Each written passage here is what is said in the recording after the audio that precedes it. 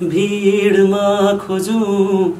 कि एकान्तमा खोजौँ शिशिरमा खोजौँ कि बसन्तमा खोजौँ दैव हे फर्मेटमा चाहिँ चेन्ज हुनुपर्ने किसिमको फर्मेट रहेछ भन्ने कुरा पछि थाहा पाएँ। तर एउटा कुरा चाहिँ अलिकति मनलाई नराम्रो लागेको कुरा चाहिँ इन्फर्मेसन आएन कि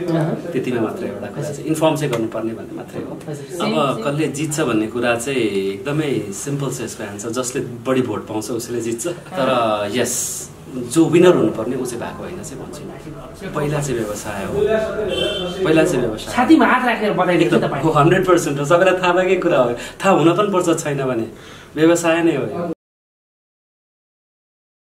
दर्शक नमस्कार अनि हार्दिक स्वागत छ। म तपाईँको अनुप लिम्बू उपस्थित भइसकेको छु। तपाईँले स्क्रिनमा देखिसक्नु भएको छ हामीले तपाईँहरूमा एकदमै स्पेसल गेस्ट लिएर उपस्थित भएका छौँ। पक्कै पनि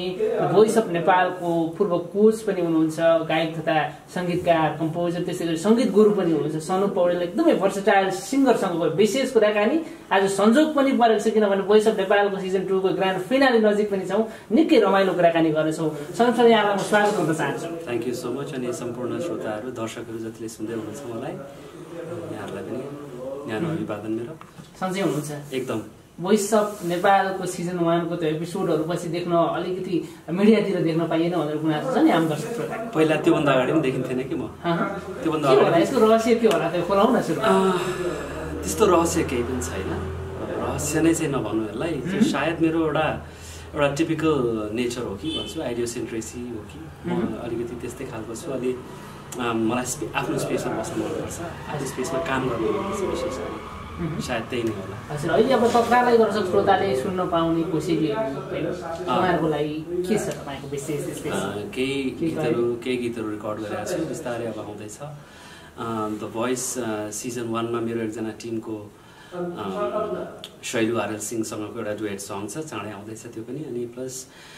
एक तारेको गजल गाइसकेको छु, त्यसको भिडियोज आउँदैछ। लगतै छ 4-5वटा कामहरू त 4-5वटा आउँदैछन्। हजुर हजुर, जस्तो कि तपाईँलाई चाहिँ नि सिजन 2 अहिले हामी ग्रान्ड फिनालेमा छ, अलिकति भनिसकेका छौँ।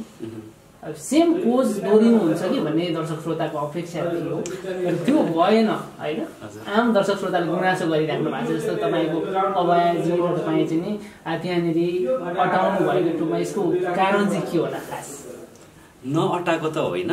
सायद मेरो विचारमा बिजी व्यस्त भयो या चाहिँ होइन, एउटा फर्मेट हो भन्ने कुरा चाहिँ पछि बुझेँ है मैले। कुरा चाहिँ पहिले चाहिँ थाहा थिएन मलाई चाहिँ होइन। जसरी श्रोता दर्शकहरू हुनुहुन्छ त्यस्तै हो नि त, म पनि मलाई पनि थाहा थिएन। र फर्मेटमा चाहिँ चेन्ज हुनुपर्ने किसिमको फर्मेट रहेछ भन्ने कुरा पछि थाहा पाएँ। तर एउटा कुरा चाहिँ अलिकति मनलाई नराम्रो लागेको कुरा चाहिँ इन्फर्मेसन आएन कि त्यतिमा मात्रै एउटा कुरा चाहिँ इन्फर्म चाहिँ गर्नुपर्ने भन्ने मात्रै हो। सेम तपाईँले जे भन्नुभएको छ सेम कुरा चाहिँ अबादिले पनि राख्नु भएको थियो होइन। पछि तपाईँलाई कति बेला थाहा भयो कि हामी चाहिँ अटाइएन छ यहाँनिर, यो फर्मेट रहेछ यसको भन्ने कुरा चाहिँ? मिडियामा एनाउन्स भइसकेपछि। अहिले चाहिँ के लाग्छ तपाईँलाई, जो नयाँ कोचहरू तपाईँको ठाउँमा आउनु भएको छ उहाँहरूलाई चाहिँ के सन्देश दिनुहुन्छ? सन्देश नै त दिनुपर्ने जस्तो केही छैन। मैले पनि सिजन 1 मा काम गरेँ हो, उहाँहरूले पनि काम गर्दै हुनुहुन्छ। उहाँहरूले आफ्नो साइडबाट बेस्ट दिइराख्नु भएको छ, मैले मेरो साइडबाट बेस्ट दिइरहेको थिएँ, त्यति नै कुरा खास। कम्पेरिटिभली हेर्नु पर्दाखेरि 1 र 2 मा फरक चाहिँ के छ, समानता के छ? सत्य कुरा गर्छु है, मैले हेरेकै छैन। सिजन 1 पनि हेरेको थिएन मैले, न युट्युबमा हेरेको थिएँ न टेलिभिजनमा हेर्थेँ मैले, योपालि पनि हेरेको छैन मैले, टु बी अनेस्ट। सो मैले विश्लेषण दिइहाल्नुपर्ने कारण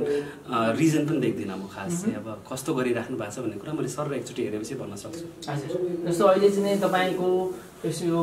आउँदो शनिबार महायुद्ध हुँदैछ, 4 जना कन्टेस्टेन्टहरू हुनुहुन्छ होइन। 4 प्रतिस्पर्धीहरूको त्यो लडाइँमा चाहिँ कसले बाजी मार्ला भन्ने आम दर्शक श्रोताको चासो पनि छ। तपाईँ चाहिँ के भन्नुहुन्छ यो बारेमा? तपाईँले कतिको याद छ कसले बाजी मार्ला तपाईँको तर्फबाट? जस्तो कि तपाईँको दिप सर होइन र प्रमोद सरको चाहिँ यसपालि दरो भिडन्त हुने हो कि भन्ने खालको चाहिँ विश्लेषणहरू टिका टिप्पणी भइरहेको छ। अब कसले जित्छ भन्ने कुरा चाहिँ एकदमै सिम्पल छ यसको एन्सर, जसले बढी भोट पाउँछ उसले जित्छ। यो रियालिटी सो हो पछि गएर जसको एउटा मोडालिटी भोटिङ्समा छ सो भोटिङले नै बताउँछ कसले जित्छ भन्ने कुरा चाहिँ जस्तो तपाईँ आफैमा सङ्गीत गुरु पनि हुनुहुन्छ होइन कम्पोजर लामो समय करिब चाहिँ 3 दशकदेखि नेपाली गीत सङ्गीतमा यत्रो योगदान गर्नुभएको छ तपाईँले दर्शक श्रोताले यसलाई चाहिँ बिर्सिनै छैन कहिले सम्झिरहनु भएको छ तपाईँको आवाज डाँडा पाखा होइन कुन्दारामा गुन्जिरहेको अवस्था छ होइन यस्तो कि त्यहाँ भएको 4 जना प्रतिस्पर्धीहरूलाई तपाईँको नजरबाट उहाँलाई यसो चाहिँ जजिङ गर्नु पर्दाखेरि कसले कस्तो पाउनुहुन्छ राम लिम्बू होइन विकास मैले सत्य कुरा गर्छु अझै अहिले पनि फेरि मैले खासै फलो नै गरेको छैन सोलाई फलो गरेको छैन मलाई एउटा कुरा मात्रै थाहा छ फाइनलिस्टमा आरिफ राव भन्ने एकजना भाइ जसलाई मैले धेरै अगाडिदेखि चिन्थेँ ऊ पनि फाइनलिस्ट भएछ भन्ने कुरा सुन्दाखेरि मलाई एकदमै खुसी लाग्यो म उसलाई एउटा राम्रो सक्षम गायक चाहिँ मान्छु तर त्यो भन्दै पनि because it's a reality so भोलि गएर कसले जित्छ भन्ने कुरा त डेफिनेटली जसले भोट बढी पाउँछ मेरो विचारमा 4 जना पुग्नु भएको छ भने पक्कै पनि 4 जना राम्रो हुनुहुन्छ भन्ने त विश्वास छँदैछ ममा पनि र म अहिलेलाई भन्न पर्दाखेरि चाहिँ म शुभकामना चाहिँ 4 जनालाई दिन चाहन्छु 4 जनालाई एकदम हजुर टिमलाई चाहिँ के भन्नुहुन्छ हजुर वोइस अफ नेपालको त्यो टिमलाई सिजन 2 को टिमलाई यहाँहरूलाई पनि शुभकामना नै दिन चाहन्छु राम्रो भइरहेछ सो राम्रो जाओस् अझै पनि हजुर हिजोको दिनमा जस्तो तपाईँले सिजन 1 मा पनि होइन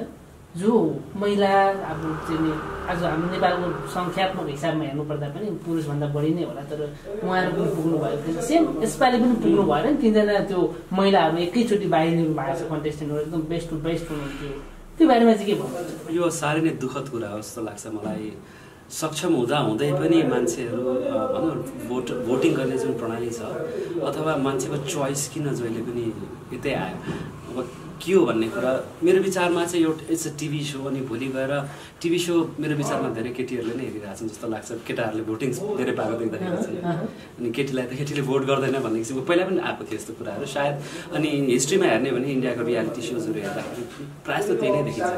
कि केटाहरूले भोट बढी पाउँछ डेफिनेटली केटीहरूले गर्छ भन्ने किसिमको कुरा हो कि यो चाहिँ सो तर मलाई चाहिँ राम्रो लाग्दैन यो कुरा चाहिँ किन भन्दा सक्षम हुँदै जो सक्षम छ ऊ अगाडि बढ्नै पर्छ भन्ने एउटा हाम्रो एउटा भित्री भावना हो त्यो एक किसिमको एउटा उद्देश्य पनि त्यही नै हो नि डेफिनेटली हो कुनै पनि एउटा सोको एउटा कम्पिटिसनमा जो सक्षम छ ऊ अगाडि बढ्नुपर्ने जस्तै भोइस सिजन 1 मा विद्यालाई मैले जानी 2 3 चोटि सेभ गरेको छु because she deserved and as a coach मलाई आफैलाई पनि फिल हुन्छ कि उसले एउटा पर्फर्मेन्स बिगार्यो भन्दैमा ऊ नराम्रो होइन भन्ने कुरा त म बुझ्छु नि त टिभी सो एन्टायरली हेर्ने मान्छेहरूको पर्सेप्सन त डिफ्रेन्ट हुन्छ तर उसको एबिलिटिजहरू के छ भन्ने कुरा मलाई थाहा हुन्छ कि so that way I think I gave my best to push not because Vidya मात्रै राम्रो भनेर होइन तर त्यो बेलासम्मलाई चाहिँ एकदमै पर्फेक्ट सिङ्गर थियो त्यो बेलासम्म चाहिँ so I gave my best तर म आफै पनि हेर्छु यो कुरालाई चाहिँ अब भनौँ न जोसुकै होस् केटा होस् या केटी होस् तर जो एबल छ ऊ अगाडि बढ्नुपर्छ भन्ने अहिलेको जुन चाहिँ परिस्थिति अहिलेको कन्डिसन हेर्दाखेरि अहिलेको सिस्टम हेर्दाखेरि चाहिँ नि तपाईँको जति राम्रो लागि जस्तो जो क्षमतावान छ जोसँग कला छ उनलाई चाहिँ जति सम्मान हुनुपर्ने त्यो अलिकति नभएको हो किनभने सबै कुराहरू भोटिङले नै मात्र गर्ने भयो त त्यहाँनिर चाहिँ पैसा र पावरको मात्रै चलखेल हुन्छ होला नि त होइन त्यसले गर्दाखेरि राम्रो प्रतिभालाई चाहिँ यसले अन्याय गर्छ कि भन्ने खालको गुनासोहरू जस्तो हामी सुन्न पाउँछौँ अधिकांश ठाउँमा यो बारेमा के भन्नुहुन्छ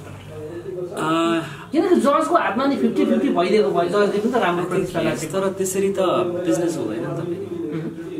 like I told you it's a TV so एउटा टिभी सोमा डिरेक्टर हुन्छ क्या एउटा राम्रो स्वच्छ कम्पिटिसनमा त डिरेक्टर हुँदैन नि त तर डिरेक्टर भएको भनेको त पक्कै पनि त्यहाँ there are lot of things that has to happen because the director wants भनेपछि यसलाई कसरी मूल्याङ्कन हुन सकिन्छ तपाईँको साँच्चै यसलाई चाहिँ कलाको सम्मान गर्ने एउटा स्टेज या चाहिँ त्यहाँनिर एउटा पेसा व्यवसायलाई चाहिँ रूपमा चाहिँ यसलाई परिभाषित गर्नु सक्छ पहिला चाहिँ व्यवसाय हो छातीमा हात राखेर बताइदिनु तपाईँ 100% हो सबैलाई थाहा भएकै कुरा हो थाहा हुन पनि पर्छ छैन भने व्यवसाय नै हो तर यस कन्ट्रिब्युसन पनि हो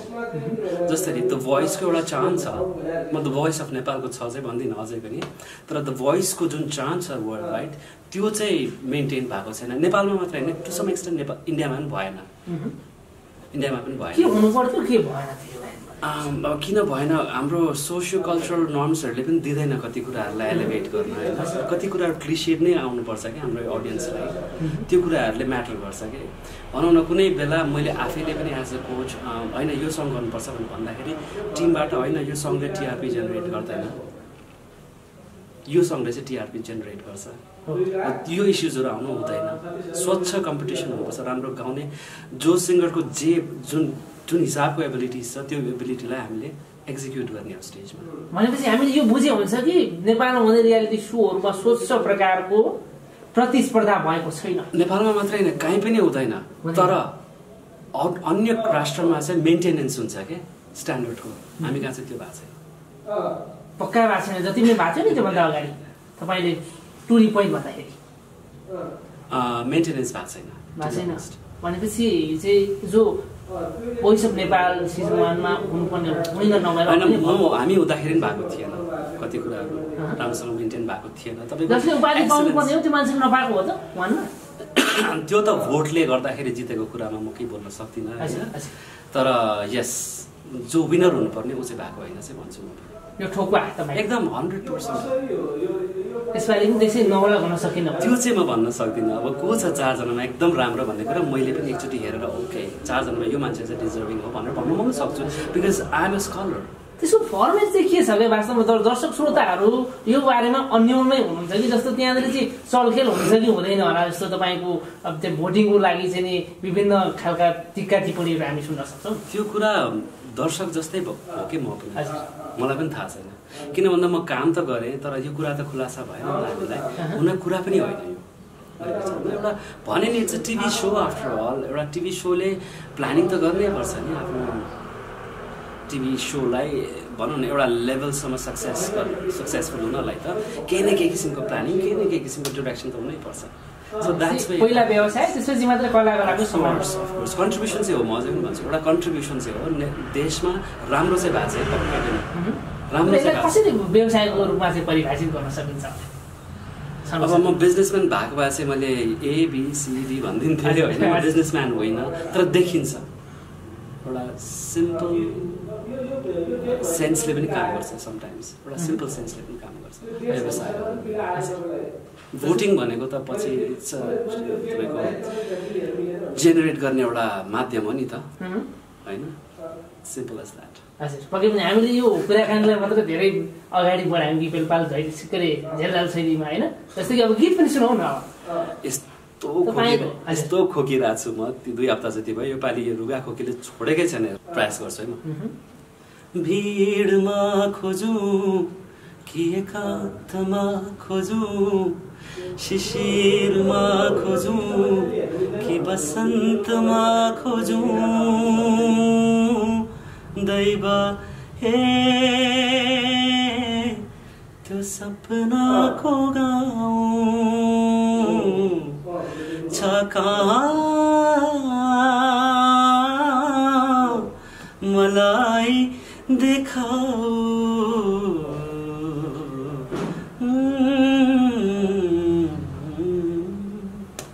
अलिकति प्रब्लम भइरहेछ हजुर सनु पौडेलको फेरि यस्तै खालको गीत चाहिँ कहिले सुन्न पाउँदैन दैव हे नै चाहिँ आउँदैन सरी टु से किन भन्दा 2 3 सिक्वल आउँदैन अब म प्रयास गर्छु के राम्रो गर्ने एभ्री टाइम दैव हे एउटा मेरो करियरको माइलस्टोन्स नै हो I should be thankful of I should be thankful to Kali Prasad Baskota, Iktare and the entire team Manjari ko. So मलाई लाग्दैन एउटा मास्टरपिस पछि अर्को मास्टरपिस कसैको पनि बन्छ जस्तो चाहिँ लाग्दैन लाइफ टाइम एउटा अचिभमेन्टलाई पनि मानेको छु मैले हजुर दैव एउटा टर्निङ पोइन्ट करियरलाई एउटा लेभलमा होला तर म आफैलाई पनि एउटा सेटिस्फ्याक्सन म यहाँ आएर सङ्गीत गरिरहेको छु अनि गीत गाउँछु भने मैले एउटा राम्रो गीत चाहिँ गाएँ भने एउटा सेटिस्फ्याक्सन लिएर जान सक्छु अब चाहिँ बाँकी तपाईँको सपनाहरू पनि हुन्छ अफकोर्स हुन्छ के छ त अब पुरा गर्नुपर्ने मैले पुरा गर्ने नहुने सपना क्या जस्तो तपाईँलाई चाहिँ अरू कलाकार आर्टिस्टहरूसँग कम्पेयर गरेर हेर्नुपर्दा पनि तपाईँ एकदमै दर्शक श्रोताले हुनुहुन्छ यस्तो सिम्पल हुनुहुन्छ यस्तो चाहिँ होइन स्मार्ट हुनुहुन्छ भनेर उहाँले गरिराख्नु भएको छ हजुर अब कम्पेरिजनको कुरा गर्ने भने चाहिँ I don't compare myself with anyone I am not in the rat race पनि भन्छु म ऱ्याट रेसमा छैन म I am fine with what I am doing तर मलाई कसैसँग प्रब्लम पनि छैन म आफै आफ्नो काम गरिरहेको छु आफ्नो स्पेसमा काम गर्न लगाउँछु अनि म क्लेम पनि गर्दिनँ म खतरा छु भनेर तर एकदमै राम्रो छ भने क्लेम पनि गर्दिनँ प्रयास नै गरिरहेको छु जस्तो तपाईँको अधिकांश कलाकारहरूले गुनासो गरेको देख्न सक्नु जस्तो तपाईँहरू कलाकार भनेको एउटा राष्ट्रको गहना सम्पत्ति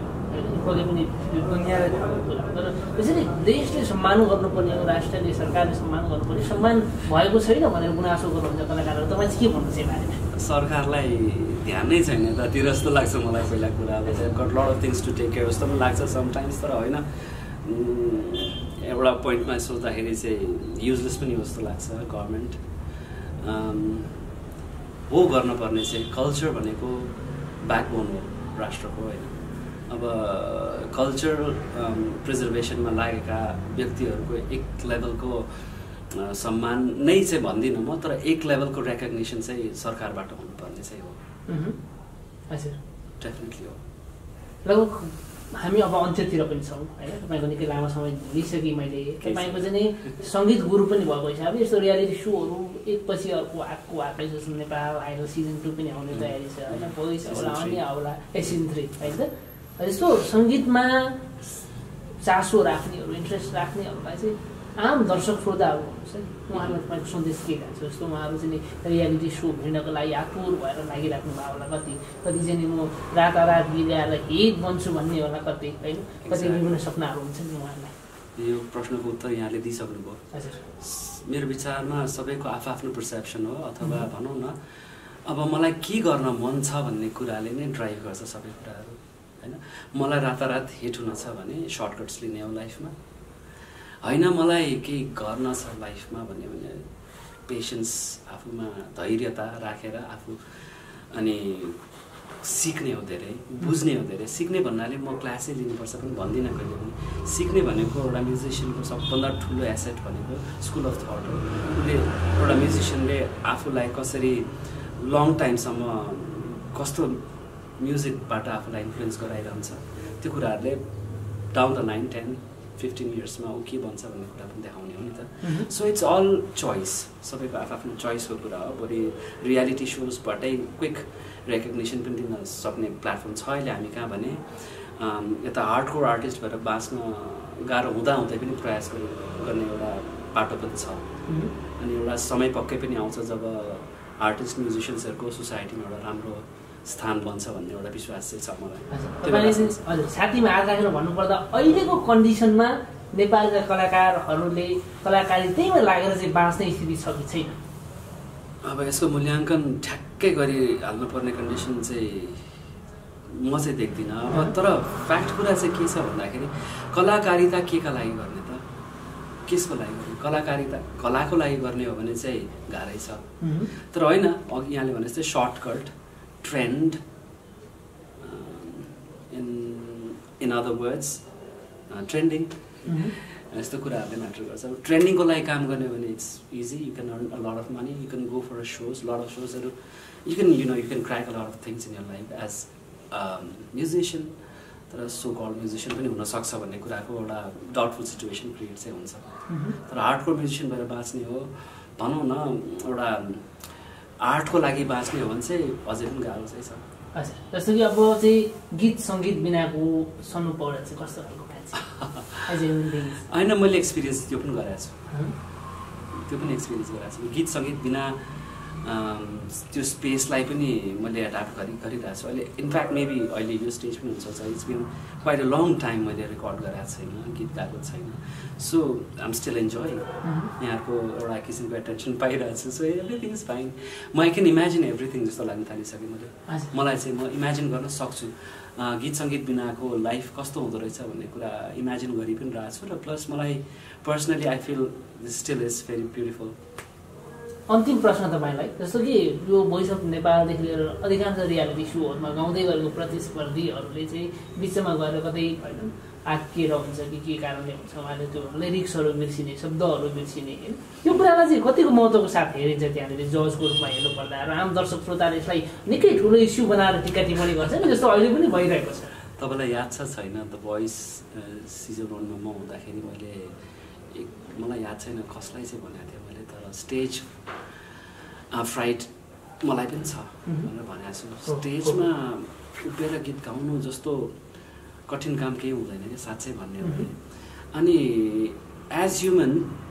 मिस्टेक्स त it's a part of being a human, error गर्दै सिक्ने त हो नि। सो कसैलाई त्यसरी ठुलो इस्यु बनाउनु पर्ने रिजन चाहिँ देख्दिनँ। सायद विद्यालाई पनि मैले सेभ गरेको कारण त्यो she just missed one line सङको, तर द बेस्ट थिङ उसले गरेको चाहिँ उसले मिस गर्दा गर्दै पनि बार छोडेन, उसले आफ्नो बारमा आएर फेरि कन्टिन्यू गर्यो भने त्यो भनेको म्युजिक सेन्स उसले ग्याप गर्यो, उसले लाइन बिर्स्यो, लाइन बिर्सेपछि के हुन्छ त होल सङ बिर्सिनु पर्ने हो नि त। उसले राइट ठाउँमा फेरि छिर्नु भनेको त सेन्स, राम्रो सेन्स भएको म्युजिसियन हो नि हो त भन्ने कुरा हो। र मूल्याङ्कन कसरी गर्ने, क्रिटिकल हुने कि के हुने, मिडियोकर हुने कि स्कलर हुने कि त्यसमै डिपेन्ड गर्छ सबै कुराहरू। तर मेरो विचारमा गल्ती गर्नु ठुलो कुरा होइन, गल्तीबाट सिक्नु चाहिँ सुधार्नु चाहिँ पर्छ। र कसैको गल्तीलाई ठुलो इस्यु बनाउनु हुँदैन जस्तो लाग्छ मलाई चाहिँ। जस्तो अन्तिमतिर आउँदाखेरि चाहिँ तपाईँको विभिन्न आफ्नो यो कम्युनिटी वाइज पनि जाँदो रहेछन् होइन। जस्तो सनी सेनेलाई चाहिँ अब सनीका लागि काठमाडौँमा उठे है, अब यो नेवारको समुदायहरू होइन, उता चाहिँ रामको लागि झापामा उठे यो भन्ने खालको मेसेजहरू आउँछन्। जस्तो एकताबद्ध समग्र राष्ट्रलाई एकताबद्ध बनाएर एउटा लयको स्टेजमा त्यस्तो खालको मेसेज आउँदा चाहिँ कता कतै दुःख पनि लाग्दो रहेछ, जातीय कुराहरू आउने धेरै नै दुःख लाग्ने कुरा हो त। यसले प्रोभोक गरिरहेछ एथनिसिटी, हामी यो ठाउँको, हामी यस्तो, हामी उस्तो भन्ने बनाइरहेछ नि त देशमा। यसै त बिथोलिरहेको स्थिति छ भने यस्तो कुराहरूले पक्कै राम्रो गर्दैन। हामी नेपाली हौँ आखिरमा, जे जस्तो भए पनि, जसले गाए पनि सपोर्ट त सबैलाई गर्नुपर्ने हो। त्यो किसिमको थट सबैमा आइदियो भने टिभी सोज चल्दैन फेरि, त्यो कुरा पनि हुनु पर्यो। सायद यो डिरेक्सन भनेको यही कमालको कुरा यही छ कि जसले डिरेक्ट गर्छ उसले प्रोभोक गर्छ कि यो कुराहरू पब्लिकमा। जस्तै कुनै तपाईँ मुभी हेर्न जाँदाखेरि तपाईँ कति एनग्रस्ड भएर हेर्नुहुन्छ भने त्यसले कति तपाईँलाई त्यो गर्छ, होल्ड गर्छ। त्यस्तै कुरा हो कि यो टिभी सोजबाट यस्तै कुराहरू प्रोभोक भइरहेछन्। हामीलाई धेरै इफेक्ट गर्छ बिकज आई बिलिभ हाम्रो देशमा एजुकेसनको कमी छ अझै पनि, सायद हामी त्यही कारणले पनि धेरै प्रोभोक भइरहेछौँ। अब एजुकेटेड सोसाइटिज भएको भए सायद त्यसलाई इजिली लिन्थ्यो होला कि जस्तो लाग्छ मलाई। हजुर, मैले अन्त्यमा जाँदा तपाईँलाई सोध्न छुट्याएँ, तपाईँलाई भन्न मन लागेको कुरा हजुरले सोध्न छुटाउनु केही पनि भएको छैन जस्तो लाग्छ, किनभने तपाईँ आफ्नो प्रोफेसनमा दक्ष नै हुनुहुन्छ। र मैले छुट्याएको कुरा त्यस्तो मलाई फिल हुँदाखेरि चाहिँ त्यही हो, सङ्गीतको कुनै किसिमको सङ्गीतमा बेरियर हुन्छ नि, यो सङ्गीत राम्रो या यो सङ्गीत नराम्रो भन्ने किसिमको कसैमा भावना नआओस्। किन भन्दा संसारभरि सङ्गीत र जे कुरा पनि इभल्भ हुँदैछ र सबै कुराको एउटा स्थान छ। चाहे त्यो एउटा ज्याज म्युजिक होस् या रक किन नहोस्, मेटल किन नहोस्, लोकदोहोरी किन नहोस्, सबैको आफ्नो एउटा डिस्टिङटिभ प्लेस चाहिँ छ म्युजिकको एरिनामा। त्यो कुराहरूलाई सबैले मनन गरिदिएर बुझ्दियो भने चाहिँ सायद हामी धेरै नै अगाडि बढ्छौँ होला। यो क्षेत्रमा हाम्रो देश धेरै चाँडै नै सायद ग्रामी पनि लिन्छ होला। र ग्रामी त अब नोमिनेसनमा परिसकेको छ, गर्वको कुरा हो। मनोज सिंहको कुरा गर्दाखेरि चाहिँ भेरी ह्याप्पी द्याट वे। यसरी नै बिस्तारै सबैले गर्ने वातावरण हामीले क्रिएट गर्नुपर्छ भन्ने मेरो अन्त्यमा यही छ। थ्याङ्क यू सो मच महत्त्वपूर्ण समयको लागि, व्यस्तताको हामीलाई महत्त्वपूर्ण समय यहाँलाई धेरै धेरै धन्यवाद। Thank you so much everyone.